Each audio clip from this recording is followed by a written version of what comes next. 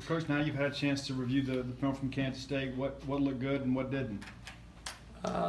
We played well. I mean, we give up 10 points and only give up a little over 200 yards against a quality team like that on the road. That's good stuff. But there's a lot of things that need to be corrected. I kind of called it the sloppiest, most dominant performance I'd ever seen. I thought people called me after the game and watched it on TV and said, "Man, you guys fly to the football," and we do. We played our style of play, and our style of play, I always say, is relentless pursuit and never-ending pressure, and that makes up for a lot of mistakes. And there were a lot of mistakes that need to be corrected, and they were on Sunday, and they will continue to be.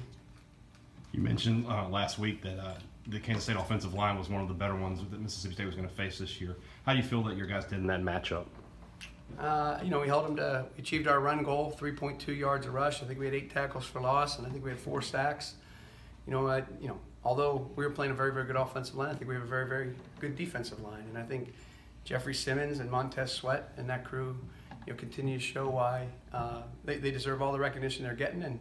And I think, so far so good. I don't think I think they have a good work ethic. I don't think they've swallowed a lot of the poison. They stayed focused and getting ready for the next opponent. There appear to be a lot of similarities in what UL Lafayette and Kansas State wants to do with the quarterback as far as the run goes. What have you seen from them on film? Yeah, there's some. I mean, Nunez, 7 and 17 are good quarterbacks. It's hard to say. It's one game. I will say this. We've watched a lot of Arizona State film.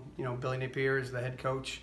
I will say this, after watching all the Arizona State film from a year ago in the opening game against Grambling, I think he's an outstanding play caller. I think he's got a great scheme.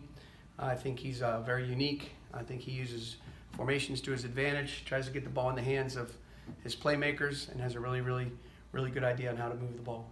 How difficult a scout is that when there's only one game of film to work with?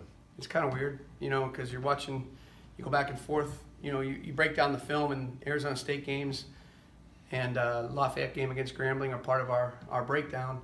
And you watch the Lafayette game certainly because it's this year and it's their personnel executing it. But to get the tendencies, in a one-game breakdown, which was X amount of plays, I'm not sure how many plays it was, you wouldn't have all the situations that you need to have covered during the course of the week. So we went back and got as many as we could from last season, and just trying to get in the head of, what Coach Napier would call in a particular situation, and what his thoughts and ideas are, and also the O-line coach who came with him, who has the title of offensive coordinator. Between the two of them, I'm sure they're calling the run game and the pass game. But yeah, they have good skill. The quarterbacks can both throw and run. The running backs can run. The quarterbacks last week, I think the starting quarterback completed 18 of his last 19 passes or something along those lines, and ran for a touchdown. 17 has started. He's not as big. He's a left-hander, but he's made some plays in the past. Obviously, Coach Hudspeth gave us a fairly detailed scouting report on a lot of those guys. So that was very, very helpful this week. Who has to step up for you in the first half this week with Jonathan Abrams suspended? His next man up. It's just how it goes. I mean, Chris Rayford and Stephen Adegoke, and John missed some time during training camp, and both those guys played, and they played very well. So I'm supremely confident that they'll do a good job. I'd also say that Mark McLaurin, needs to just step up and provide the leadership that he always does, and maybe plus one. Be a little bit more vocal in there. I mean, Errol, I think you guys have witnessed that Errol played, a week ago. You asked about the linebackers, that they might not have played as well, which I disagreed with. And I thought Errol really stepped up and had an outstanding game this week. Whether it was blitzing, whether it was playing the pass, whether it was commanding the team. And so, I mean, I guess in some ways Errol does too, but Errol will do a good job. And that's one of the keys this week. These guys have a lot of formations, very unorthodox formations, whether it's empty, unbalanced formation into the sideline, and they'll utilize any and all of them if we don't get aligned correctly. If Peters is limited or out this week, who takes that spot in the rotation at corner?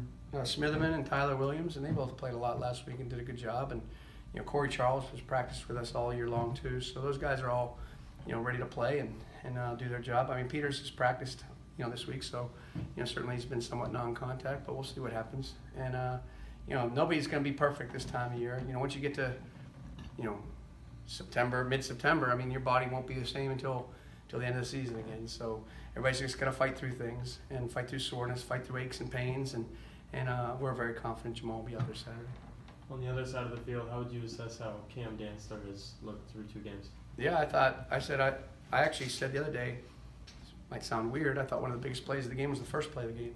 They tried we loaded the box, and they tried to throw a long ball. They threw a double cut, and Cam made another solid play on the play. And they were trying to get the ball in the hands of one of their really good playmakers, and both Cam and John Abram were in position to break up the pass, and so so far so good. I mean, if I were being really critical of us thus far, the one negative, and this maybe not a negative, but an area for growth would be turnovers. I mean, we haven't created them, and I think it's hard sometimes when you get the pass rush that we do, and your quarterback's throwing the ball into the dirt or throwing it way out of bounds. But I'd like to see us, break the ice this week and get some turnovers.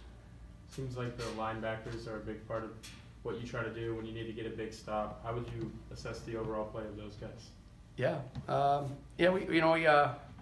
yes. I mean, the Mike, in this scheme as it's designed to be run, I feel like that the Mike, the Will, and the two safeties will ultimately end up being the leading tacklers, the way it plays out. That's usually how this defense plays out.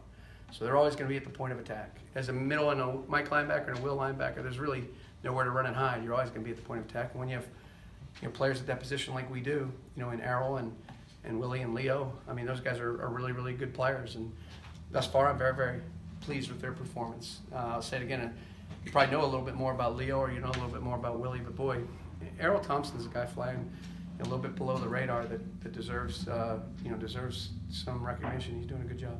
There's been so much focus on Jeff Simmons and Montez Sweat. Beyond them, I've been seeing guys like Kobe Jones, Grant Harris making plays. How deep can your defensive line go?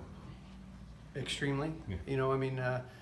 At the defensive end position, we have guys that are on the third unit really that at other schools that I've coached would be starting. Those guys all deserve to play, whether it's Chauncey, whether it's Kobe, whether it's Fletcher, right on down the line with that group of guys. And the inside guys, certainly Jeff gets a lot of the recognition, but Braxton and Corey, those guys have really held their own, and Grant and those guys have done those guys have done a really, really good job thus far. So, we're going to have to continue to do that. And in this conference and every week I preach, dominating and winning the line of scrimmage. And I know you've heard this phrase before, but the SEC truly is a line of scrimmage league. And the team that wins and controls the line of scrimmage week in, week out, day in, day out is going to be the one that has the most success.